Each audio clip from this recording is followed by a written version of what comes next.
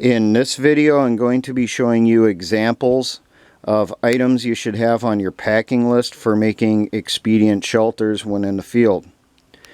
All of these items are multi-purpose, and they are also fairly lightweight. The first item, which should be mandatory on your packing list, is a poncho. Its primary reason for existence is as rain gear, but you can also use it to make expedient stretchers to carry casualties. I've also seen video footage from sapper school where they took rucksacks, wrapped them in ponchos, tied them off to make expedient flotation devices. They took a few of those rucksacks, tied them together, and then were able to transport supplies or casualties across smaller bodies of water. Next item is your basic tarp. It should be either a camouflage pattern or an earth-toned color. It needs to blend into the background, so no blues, no blaze orange. The dimensions of the tarp should be at least a 6x6 or a 6x8.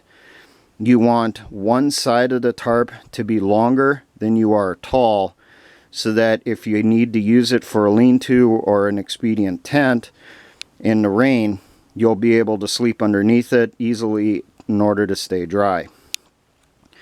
The next item is a mosquito net, also known as an insect bar.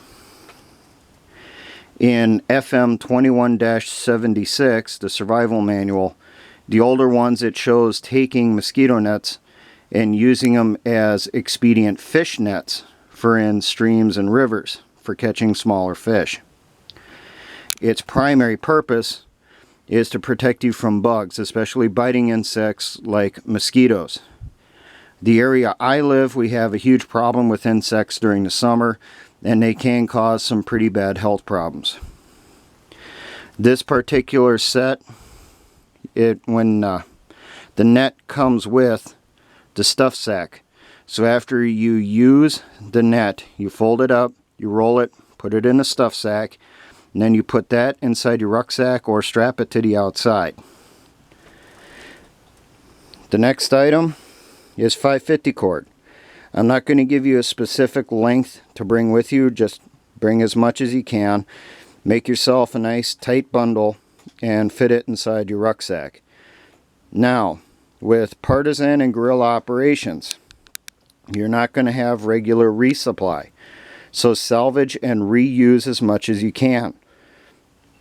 Whatever 550 cord you use in making expedient shelters, save it and try to use it again on the next shelter or for some other purpose, because you never know when you're going to get more. The last item is your basic tent stake. Get the metal ones, not the plastic ones. These are the cheap ones that you can get at Walmart. They're like 4 for $1 or 2 for $1. You should have at a minimum 5, but preferably 6 to 8. Because you will lose one over time. And you will need extras for if the wind picks up, so that you can put on extra guy lines on your expedient tent or lean-to in order to hold it down to keep it from blowing away.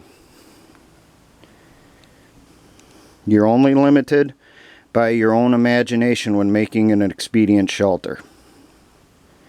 But with these items, if you carry all of them, you can make